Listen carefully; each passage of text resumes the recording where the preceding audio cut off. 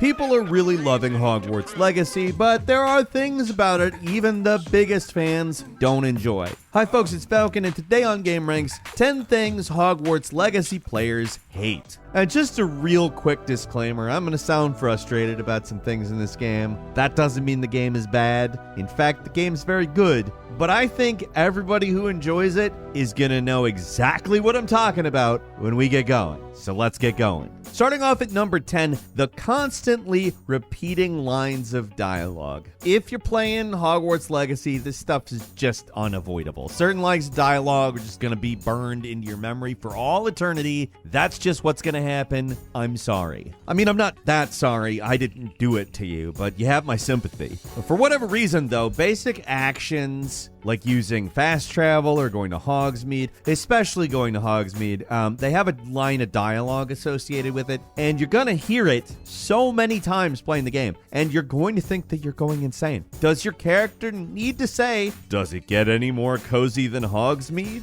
every single time you go to town? Does it get any more cozy than Hogsmeade? Hey, did you know that sometimes it seems like all roads lead to Hogsmeade? Sometimes it seems all roads lead to Hogsmeade. Of course you do. The main character said it 100 times. Here's a line I heard about 1,000,000 times going to the Room of Requirement.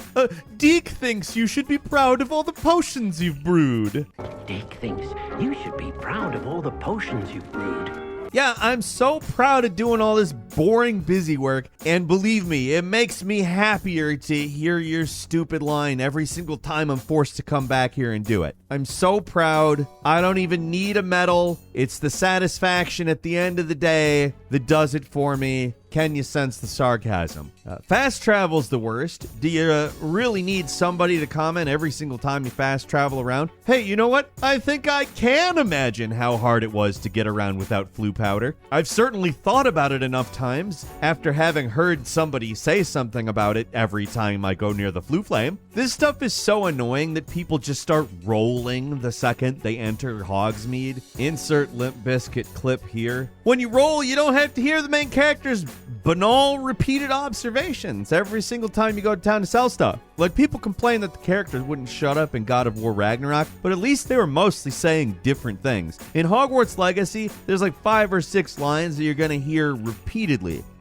At number 9, the bugs, and Hogwarts Legacy actually isn't that buggy for a major release. It could be way worse, but there's still some annoying issues that pop up from time to time. Mostly the bugs are cosmetic, so they don't truly interfere with anything other than maybe immersion. Like, for instance, the cape on a student or something clipping through their body. But sometimes it can get weird. Like this one time where I was wandering around the school not doing anything specific, and suddenly I just fell through the world and died. Everything just despawned and the main character dropped like a rock into oblivion and died. Probably the most bizarre one happened when I went out to check this secret cave. I went through the whirlpool and suddenly things were a lot more stuttery than usual. When I tried to swim to land, it got out of control. Character kept swimming, but floating up into the air. Eventually, it just got stuck in the ceiling, so I reloaded. Man, I was trapped in between the scenery and an invisible wall.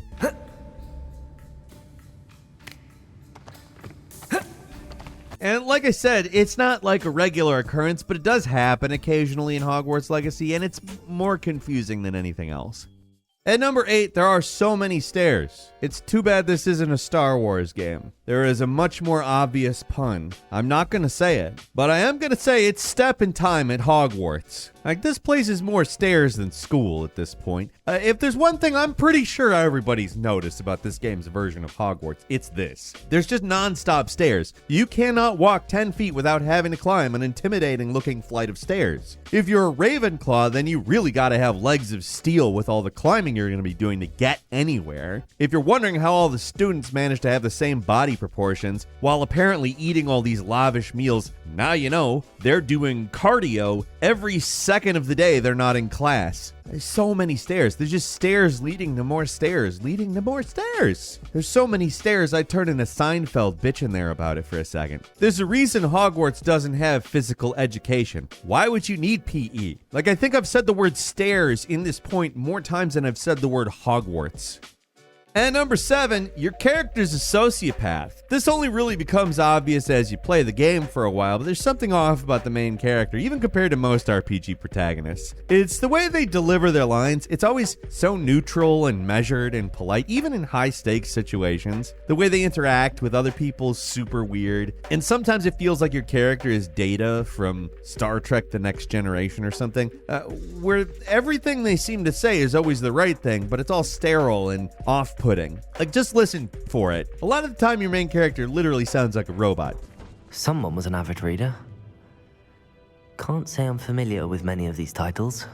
It's also funny whenever you get a side quest, even when there's somebody like begging for your help or something serious like time sensitive or something. Your character's basically like, I'll get around to it when I feel like it. I'm hungry. I'm gonna go over here. We have to hurry. If we don't get over there fast, someone could die. And although we have to get over there fast, the potential death is not fast. In fact, it would be slow and horrific. I sure hope we get there in time. It almost sounds like AI generated speech. It's weird. Like, there's all this blatantly nasty stuff where you kill like thousands of goblins and then casually say, your blood is on Ranrock's hands. Like, dude, you're the one who busted into their base and murdered all of them. Their blood is on your hands. It's like that Eric Andre meme where he shoots Hannibal Buress and then blames something other than him. Like, there's so much questionable stuff that you can do in this game, and it basically brushes it right off. They want to make it so you're the good guy, but the contradiction is so obvious, it makes your character seem like a damn sociopath.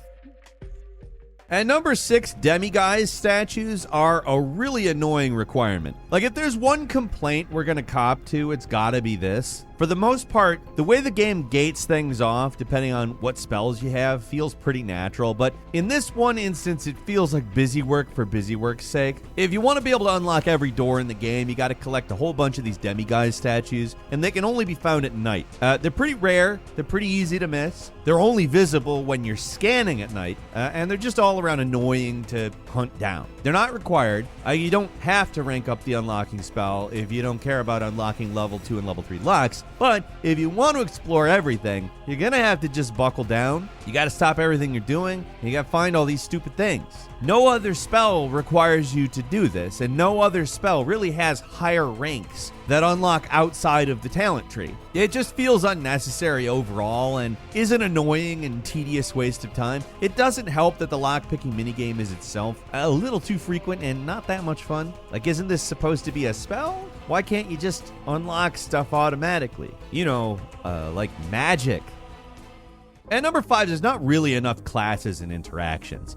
It's probably one of the most common complaints about Hogwarts Legacy, and it really boils down to player preference and expectations. A lot of people came into this game thinking it was going to kind of be a Hogwarts student experience, where you really get immersed in the world, but the game that came out was more of a straight-up open-world RPG with a Harry Potter theme. And a lot of the common complaints are how little you actually do in classes, how you can't interact with other students a whole lot, how it makes very little difference what house you join at the start of the game, and ultimately really pointless common rooms. Like, they look nice, but that's about it, right? You can't do anything in these places. They're just kind of there. It's funny because there is a template that Hogwarts could borrow from. Bully. That game has actual classes, a curfew, and some simulation elements, while still being a fun open-world action game, so there's a model they could have borrowed from. The lack of curfew is a divisive one. Some people think that the game feels a little basic without it, but some people think that it would be more annoying to deal with. When it comes to this kind of stuff, though, there's one thing I think everyone can agree on. Your main character can't sit in chairs. What is up with that? Why is it like that? The people want chairs, but not just chairs, the ability to sit in them. Like, look at these chairs. They look very comfy, and I'm talking about real life. I wish I had a chair like that, but I can't even virtually sit in it. At number 4, you can't look down when you're flying a broom. This is one of those things that doesn't really feel like a huge deal, but it does hurt the atmosphere for a lot of people.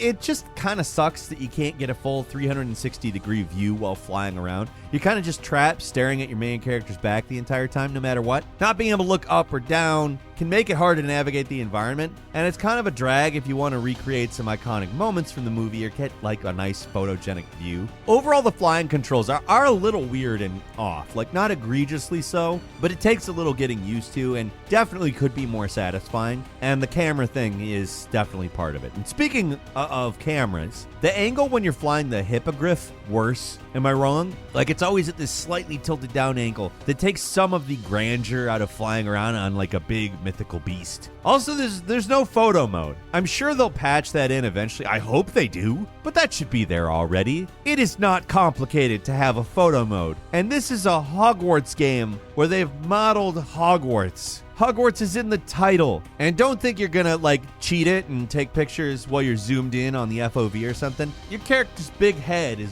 always blocking at least half the screen. And number 3 is Revelio. Out of all the repeated lines, this is the one you're going to hear the most. Everyone always jokes about detective vision from Batman games, but at least you could turn that on and leave it on, and Batman wouldn't always pipe in every time you switch vision modes, like detective vision activated, bat vision. In Hogwarts Legacy, that's exactly what happens. Whenever you cast Revelio, you say detective vision activate. No, you say Revelio. You use it to find collectibles and treasures in the environment, but it's temporary and you have to recast it all the time, so every time you do it, expect your character to shout, Revelio.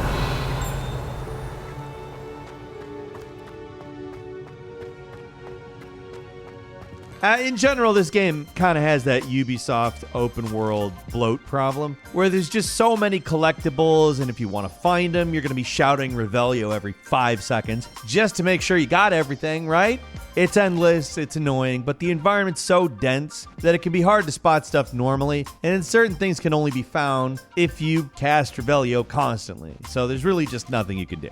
Turn on the volume or get used to hearing someone say Revelio about 10,000 times an hour. And number 2, Sebastian's quest line overshadows the main story. Having a good side quest should be a good thing, but it feels kind of weird in Hogwarts Legacy. For some reason, the Sebastian side quest is the most fleshed out and interesting quest in the game, even more so than the main one. Like, there's an actual story with dramatic stakes, and your character makes choices that seem to matter. That wouldn't be a problem in any other game, but it really stands out here in that it's the only quest in the game that's like that. Your dialogue choices in these quests actually can affect things. It can change what spells you learn, what Sebastian's ultimate fate is, etc. I mean, it's the only quest in the game where you can even learn optional spells, so that alone makes it stand out. It's just so much more dramatic and interesting than the main plot, which is very bog standard, do 4 things, fight the final boss type of video game plot. The Sebastian one just feels way more grounded in the characters. It makes the rest of the game feel like a missed opportunity, like there was a more role-playing focused game hiding inside Hogwarts Legacy at some point. It's still not the most amazing questline ever or anything, but it's a hell of a lot more interesting than everything else. At number 1 is PC performance and missing features. This one's a real issue, and it's a huge drag. On next-gen consoles, the game runs really well, but for some reason the PC ports struggle to run at a decent frame rate. Even computers equipped with the most cutting-edge graphics cards are running into issues with low frames per second, stuttering, and it's a total drag. PC ports in the last year have been a consistent problem. It seems like most games that come out nowadays are cross-platform, and the worst version by a country mile is the PC version, and that's the case here. To make matters worse, the PC version is also missing exclusive features like a certain potion and an entire quest, one that many people consider to be one of the best in the game. Basically, if you're playing on PC, you're playing the worst version of Hogwarts Legacy, which that sucks. I mean, it's still a great game, obviously. I've done a lot of complaining about it here, and I think a lot of people out there who really enjoy the game will still find this fairly cathartic.